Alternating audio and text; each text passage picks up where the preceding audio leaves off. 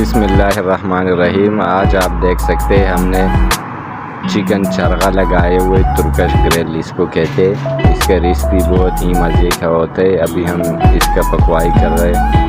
आप देख सकते हैं इसका पकवाई हो रहा है और ये अभी पके हुए यानी करीब है तैयार हो रहा है। तो इसका मैरिनेशन और इसका रेसिपी बहुत ही मज़े का है। आला किस्म का रेसिपी है इस ग्रिल का और ये फुल चरगा है।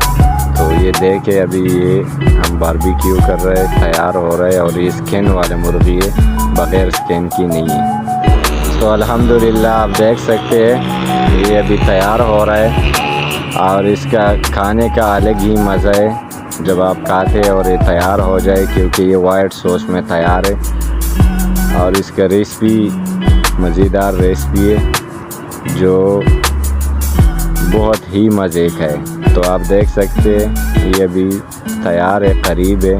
तो इसको हम थोड़ी देर बाद ग्रिल से उतार रहे हैं और ये बहुत ही आसान रेसिपी है, इसका इतना मुश्किल नहीं है लेकिन मज़े का बहुत ज़्यादा है।